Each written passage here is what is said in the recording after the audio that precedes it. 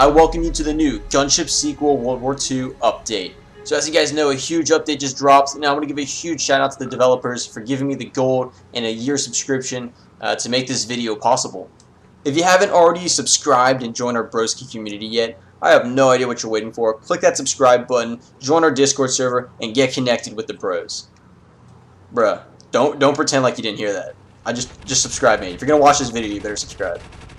Okay, I'm just gonna hope you made the right choice. But anyways, let's get started with this video. So as you guys know, the update just dropped. A lot of stuff happened. Like half the community is very happy, and half the community is also very angry and threatening to leave. So what's going on? I'm going to go ahead and just give you guys the scoop because this is a pretty serious update. If you ask me, I think the update's pretty cool, but there's also a lot of things that could be a little bit better.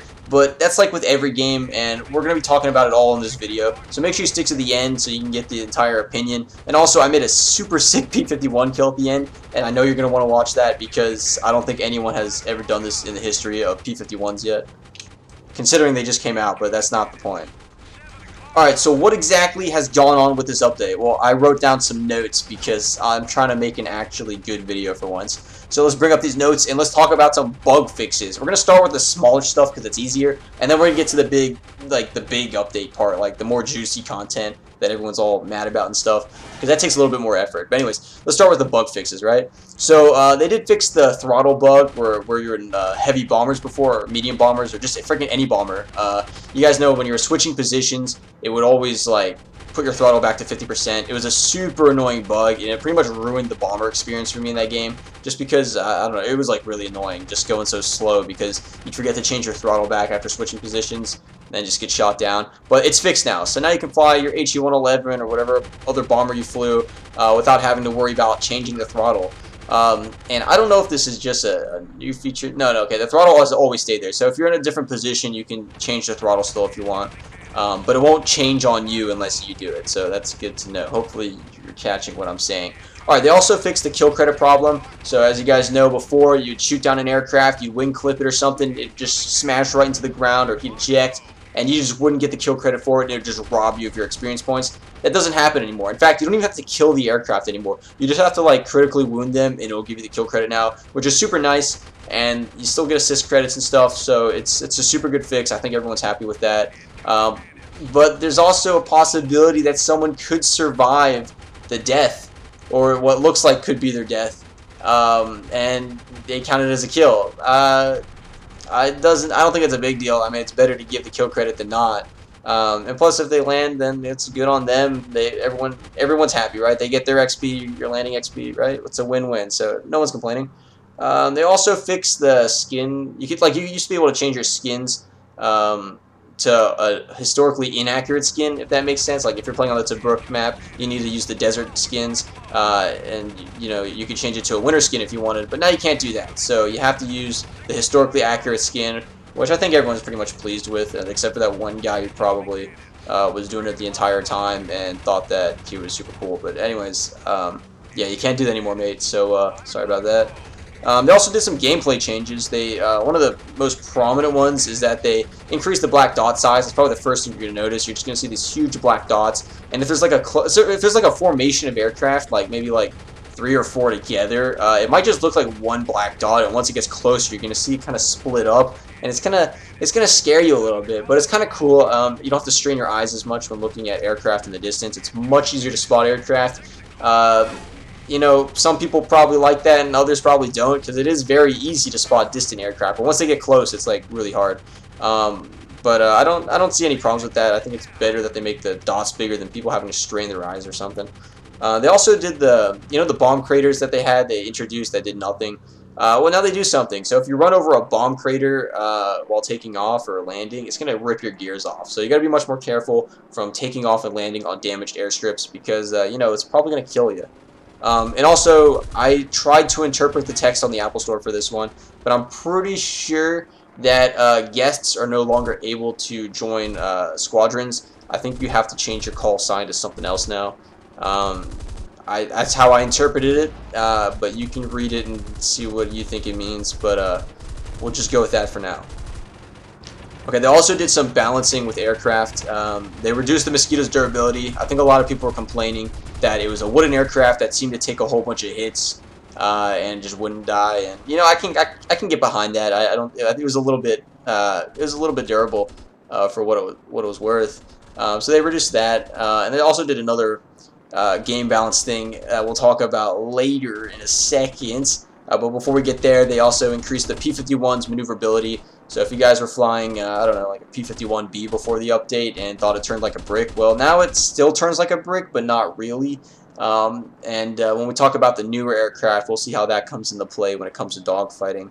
But yeah, the P51s, they definitely turn a little bit better now. They also reduced the LE5 and LE7 maneuverability by 10%, so the turn time is increased by 10%, in other words, so it takes longer to turn with those aircraft. But you see, that didn't really address the main problem people were having. Yes, those aircraft were a little bit overpowered, but it wasn't because they were out turning Germans, it was because they were like out climbing them in like every dimension. They pretty much climbed like a rocket, and I think it might be worth turning down like the energy retention in a climb of those aircraft, not by much, but like by enough to kind of balance it out. I don't think reducing the maneuverability really addressed the main issue with those aircraft. Okay, now this is a huge one.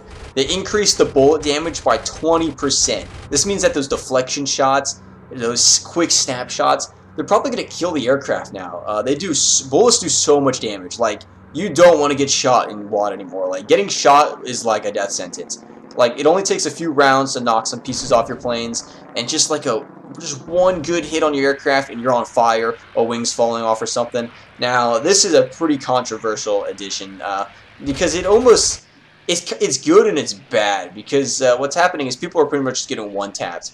And, you know, it's really hard to say whether it's realistic or not.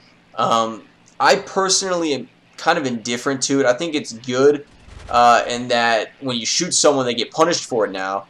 Because as before, you'd shoot someone and it'd just be like nothing happened to them. But now if you get shot, something's definitely happening to you. But also, aircraft are dying way too quickly. It shouldn't take a couple hits for a wing to clip off. And I know with IL-2 Battle of Stalingrad, which is one of the most realistic flight sims out there, they actually increased the durability of wings because they thought they were popping off too quick. And in Wings of Duty, it really only takes a few rounds to like blow a wing off. And I was like really curious about this because I didn't know what to say about it. So I looked up some historical footage of World War II dogfights, and very rarely did I ever see wing clips. But also did notice that it only took a few rounds to like get an aircraft critically wounded. So what I think they should do is maybe increase the durability of the wings so they're not popping off as quick, but keep everything else pretty much the same. I think aircraft, like, keep the parts falling off just as quickly as they have before. Keep up with the explosions, the fire. And I think they also made it so that planes without the new damage model, they tend to be more durable once they get shot down instead of just instantly exploding. However, I saw that if you like really light one up, it'll still explode. But like if you wing clip it, for example, it's going to fall for a little bit longer rather than just exploding. And you'll probably see what I mean once you get in the game. But I think that was a good addition as well. It kind of makes it feel a little bit more realistic. But let me know what you guys think about this like bullet increased damage thing. I think it could have been done a little bit better if they added like oil and overheating and like water, coolant, all that kind of stuff. Because then there would have been more intermediate stages to getting shot down instead of just getting like one taps. But obviously, WAD is still a work in progress. And for now, it's a pretty big game share. Okay, you guys get the point. I'm going on about this forever. Let's move on. So they also added 2 more training missions. They have Heavy Bomber Intercept, which is probably one of my favorite training missions now. If you basically get to intercept 2 B-24, the new bomber they added in the game, 2 heavy B-24 bombers in a A6M2. And if you don't want to fly the A6M2, you can change it to whatever other plane you want real quick before you take off. It's a super cool mission. It helps new players understand how not to fly directly behind a B-24.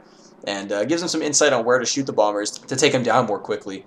Because the B-24s are pretty tanky. We'll talk about that more in a second. They also added another mission, which I think was great. They added Dogfight Basics. So basically, if you want to just practice some dogfighting offline, where you're in the car or something, you don't have Wi-Fi, you can just play some Dogfight Basics and verse an AI. And it's pretty cool. I think it was a great mission to add. But there's an even better one, which we're going to talk about sooner. It's not a training mission, but it's something they added with a subscription feature, so stay tuned for that. But let's get to some of the more juicy stuff they added in this update. They added 3 new planes, and there's going to be a lot more to come with Gunship sequel for sure, but the 3 new planes they added is the P51C. It's going to go ahead and run you 200,000 XP or 3,000 gold. They also added the P51D, which is 5,000 gold, and the B24, which is a whopping 10,000 gold. But yeah, they added new planes, so if you want to get those new planes, that's what it's going to run you. They also added a game subscription, which is about $8 a year. The price varies depending on how long you stay subscribed. And this is probably one of the most controversial things, because WoD is already one of those almost pay-to-play games. You have to buy a lot of stuff in order to have a lot of fun in Wings of Duty. Now they're adding a subscription feature. So what are you going to get for this $8 a year? Well, you're going to earn 25% more XP, which is kind of nice if you're one of those grindy players who's trying to save up 200,000 XP to get a P51C or something. But then again, what good is it if you don't have gold to purchase the aircraft so that you can grind again? So it's kind of weird like that, but it's there. You also get access to the instant dogfight mode, which we're going to talk about in a second, but that's a big one. That's like pretty much game changing right there. And they also made it so that if you have the subscription, you're able to create new rooms, which a lot of people, I think people are pretty okay with it. Now that I found out, because what it's going to do is it's going to force people to stick in one game unless you have the subscription. Then you can create private rooms. I'm actually pretty okay with that, to be honest, because what was happening before is there's just way too many rooms, and it was just annoying because people wouldn't stick to one game, and you'd have one game with one person and another game with no one, which is really weird. You also get access, well, not you don't get access to, but you get a pretty cool blue tint over the bottom banner. So like that's where the start button is, or XP and gold and all that stuff is. You get a pretty interesting blue tint there. So maybe it's worth it for the blue tint. I don't know. I'll let you guys decide that. But let's talk about that instant dogfight mode. This is probably like the best thing Wings of Duty has added like from the past forever. This game mode is game changing. It's basically offline, and you get to create your own missions, which is super sick. So you get to choose the map you want, and then you get to choose up to 20 AI allies and opponents to like create some huge freaking battle. It's super epic. You're able to personally select each aircraft you want in the battle.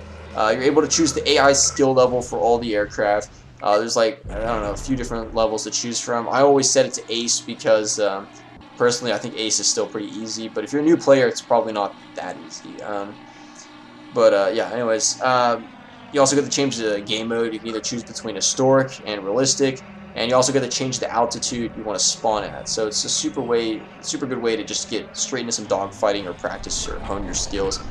Personally, I think it's super cool, and we'll talk about the more controversial stuff with that later.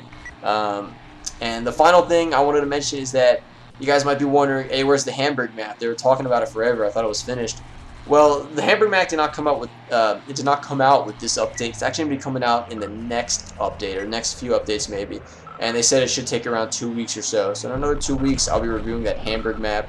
And in future videos to come, I'll be reviewing the new planes more in depth to give you my personal review on them and dogfight strategies and everything. But for now, let's talk about some of those controversies. So I know this video is getting super long, so I'm going to try and wrap this up as soon as I can. But I want to go ahead and let you guys know what the community is saying about this update, and hopefully the developers listen to this and maybe gain some insight and inspiration from this to maybe make some changes. But let's just go ahead and talk about what's going on. Okay, so the first thing that the community wanted was an increase in the rip speed of the P51s to 504 miles per hour, because right now they're ripping a little bit early. They're ripping at about 450 miles per hour, which is totally unrealistic. The P51s aren't going as fast as they should in a dive, so the community is hoping that they increase the rip speed to 504 miles per hour. Another thing that the community wanted to see was the LA5 and the LA7 nerfed in the vertical climb, so they shouldn't be able to climb as much as they do right now. It shouldn't be a major nerf, because then they're gonna underperform. They just have to get it just right. Decreasing maneuverability didn't really address the problem with it being overpowered and stuff. So hopefully the developers can revise that and hopefully fix the LA5 and the LA7. And lastly, locking the instant dogfight mode behind the subscription service really triggered the entire community, because that was like one of the key features of the new update. Everyone was looking forward to it, and now it turns out you won't be able to get it unless you subscribe to the subscription service. And if you ask me, that kind of sucks because there's already a lot of paywalls in WoD already, and it really drives a lot of players away from the game. And people really want to see an increase in the player base because one of the main problems with WoD is that there's not enough players to play on realistic mode with, or historic mode even, and you often find yourself in a room alone attacking ground targets. That instant dogfight mode would change that for everyone. If there's no one in the room, they can fight against some decent AI and make some pretty cool formations and do all the fun stuff they do with in multiplayer mode, except they can do it on their own terms. But now that's locked behind a paywall. It's really hard to get to, and it kind of sucks. And instead of maybe locking that behind the paywall, maybe they should give gold to supporters. I think a monthly gold subscription would be kind of cool. That way, because the 25% XP bonus is kind of nice. But then again, what good is XP if you don't have gold to get the next aircraft? So that might be a better way of going about it, but then again, I'm not the developer of the game. I don't really know what's best for the game. It's just what the community might want. Another thing is, people aren't too happy with how the tech tree works right now. It's kind of like you have to grind a whole bunch of XP, and then you have to pay with like real money to get the gold, to get the next aircraft, and then you're grinding back with XP. They don't like that interchanging. Instead, maybe it should be you can get up to a certain tier of aircraft for free, and then if you want the high tiers, you have to pay with gold. Or the whole tech tree should be for free, and if you want to pay with gold, or gold should only be used for like the premium aircraft or something. Those are just two suggestions I heard, and I can kind of get behind that. I think that the game should be a little bit more free to play, and that the subscription service should award gold and the XP multiplier. Then people have more incentive to get it rather than that 20 the instant dogfight mode. Because right now you're really just getting it for the instant dogfight mode. But yeah, that's just what I have to say about it. If you want to know my more in-depth, well-thought-out opinion of it, where I'm not just talking off the cuff, just leave a comment below and I'll answer it or something. But let me guys know what you think about this new update. Let me know if I covered all the main points. If I missed anything, let me know. And in the comments of this video, talk about what's wrong with the game. Talk about what's good about this game, The developers probably watch these videos, so put all your insight down there, and I'm sure that someone will see it. And hopefully some change can be made to Wings of Duty. But overall, I think it was a great update. I think the new planes are super epic. The B-24 is amazing. The P51s, they're also really detailed, super cool. And I like what they did with the new damage models and stuff. It's super epic. The update overall is very good. It's just the community is very upset about the subscription service. So we'll see what happens to Wings of Duty in the future. But until then, broskies, I'm going to wrap this up. It's been a 20-minute video. So if you enjoyed this video, make sure to leave that thumbs up. And don't forget to put that comment down below letting the devs know what you think. So until next time, broskies, I'll see you in the next one.